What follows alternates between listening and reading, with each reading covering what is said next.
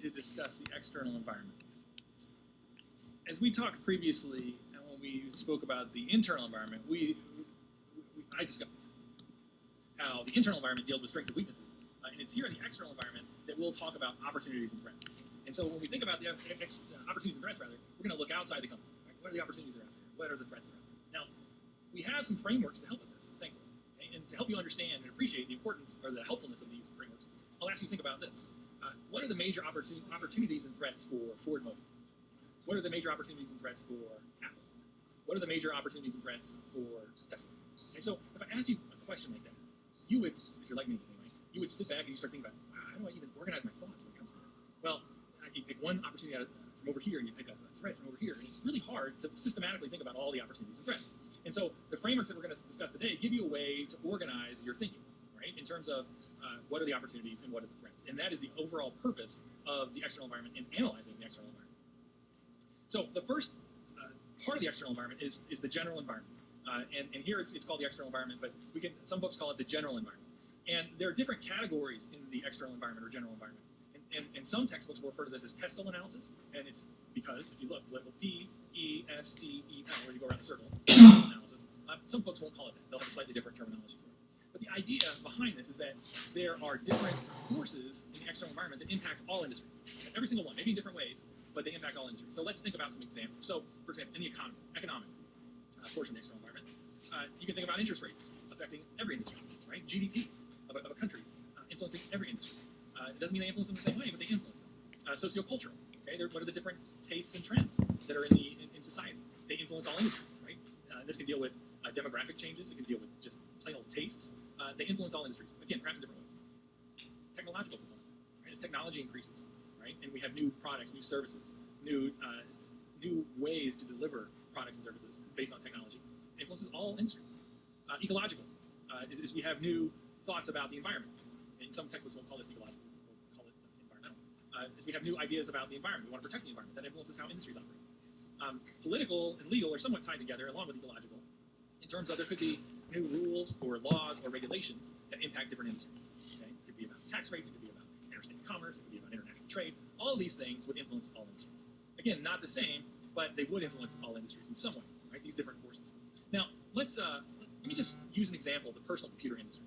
Okay, and we're gonna talk briefly about, well, if this is the industry we're analyzing, how does this environment play out? Well, I want to highlight 4 examples. Economic is the first one, so which I placed in bold. So economic, if the economy tanks, what's going to happen to the personal computer industry? There's not going to be as much demand, right? As if the economy was humming, as businesses were going, we're expanding. They need more employees, they need more computers. Okay? Sociocultural, well, what's happened to trends among people and what they want from their computers? We're seeing a lot more portability. We've seen this for a long time. Not as many, perhaps, workstations, but now we see more laptops. We see more tablets. People using their phone increasingly for tasks that used to be performed on computers. So there are trends as well socioculturally that are influencing the PC industry. Technology, well, this is, perhaps the easiest one to see in this industry, right? As different changes occur in terms of, how can we use power in a better way? How can we increase battery life?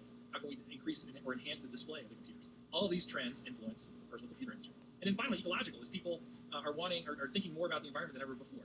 And they think about the ecological footprints of buying these massive machines at times, or buying from companies who care or do not care about the environment. So all of these components of the general environment influence the personal computer industry. Now, we can still use the same framework to look at the automobile industry, right, or any other industry for that matter, the retail industry. And all of those components will play out in different ways. But this is an example of how it plays out in the personal computer industry. So that's the general environment, and what I want to switch gears and discuss now is the industry environment.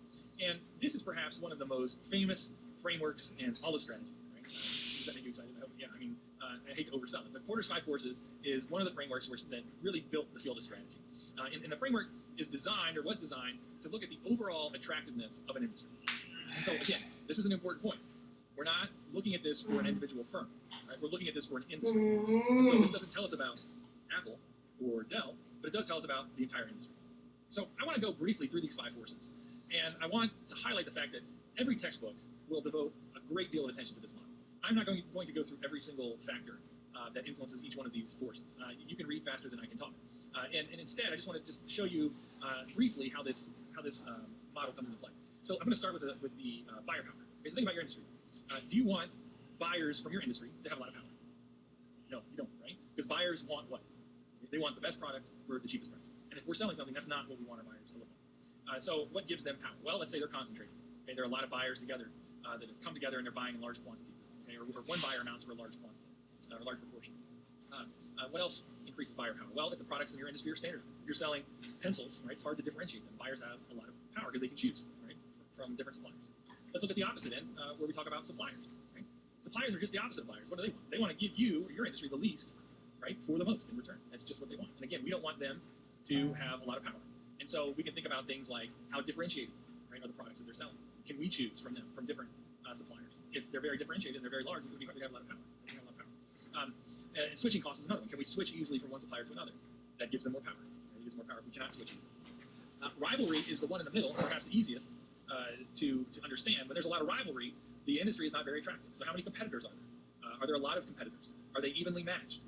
Is the industry growing? If the industry is growing, perhaps there won't be as much rivalry because everybody's happy. Right? But when the industry is declining, then it becomes more problematic.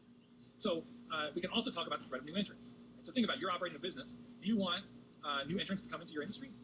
No, you don't, right? Because that's more competition for you. And so we want the threat of new entrants to be very low. In other words, we want high entry barriers for them to come in. And so we would look at things like capital requirements, switching costs, differentiation, things of that nature.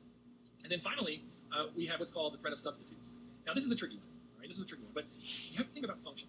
Is there some product or service from a different industry that would influence your industry because it performs the same function? And so when I teach this in a face-to-face setting, I will always say, I will prep students and say, I'm going to ask you a trick question. What's a substitute for delivering a letter with UPS? And almost the hands go up, and I've told them, I warned them, right? And they say, FedEx. And I say, well, I warned you, I feel bad because I'm not trying to trick them because I told them I'm not trying to trick them. But that's a rival, right? A substitute would be something like email, okay? Or it could be a fax machine, if anybody uses a fax machine. They perform the same function, right? They perform the same function, but they're not in the same industry. And we don't want substitutes, the threat of substitutes to be high. Okay, so as you look at this model, you can look at it, and this helps you determine the overall attractiveness of the industry. You do not want rivalry to be high, right? You do not want it to be high. That makes it unattractive. You do not want buyer power to be high. That makes it unattractive. You do not want supplier power to be high. You don't want a high degree of substitutes or a high threat of new entrants. These are all things that make the industry unattractive. Now, I'll tell you a quick story. When I was an MBA student many years ago, that's how long this model's been around, I asked the professor, I said, I missed the part, how many of these have to be bad for it to be unattractive?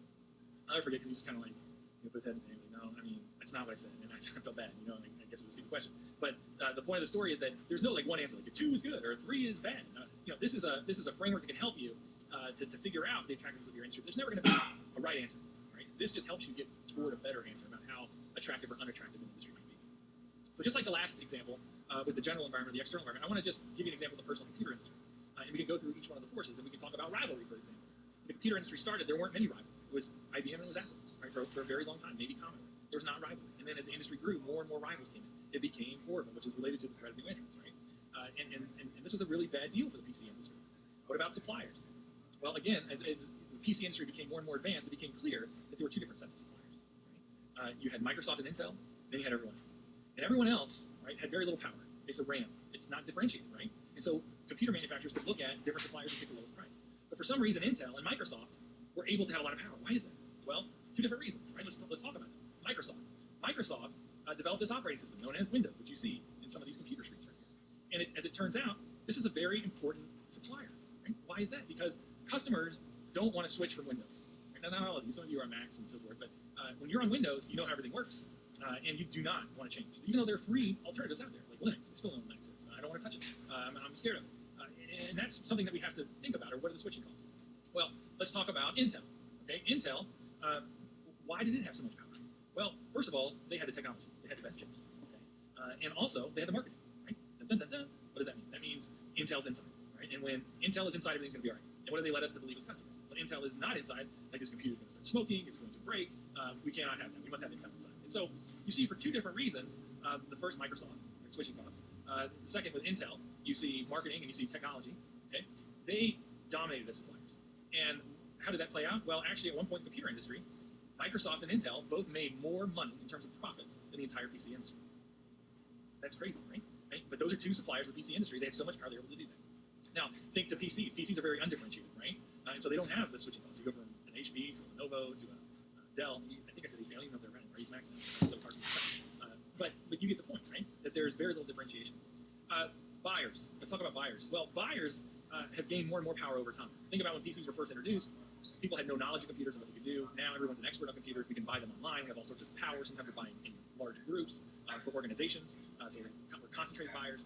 So that gives buyers more power. And then finally, substitutes. Think about how substitutes have evolved. When PCs first entered the scene, substitutes were pen and paper and file cabinets and things like that. Now you can take out your phone, and it's largely a substitute, right, for a personal computer. It can do a lot of things that PC can do. So you can see how this framework can really help you to think through the different factors that are influencing an industry. And again, important point. Remember, we're not talking about Apple here. Right? We're not talking about Dell. We're talking about the entire industry. What are the forces influencing the entire industry? So in summary, we have spent this unit talking about the external environment and how the external environment really allows us to identify opportunities and threats. We review the different components of the firm's general environment or external environment, depending on what you calls it, PESTEL analysis or another type of analysis. We use different labels, are basically the same thing. And then finally, we introduce Porter's 5 forces. This is going to be a theme we'll continue to revisit when we talk about an industry's attractiveness and how do we evaluate that. Any questions that you have, please feel free to get in touch with me.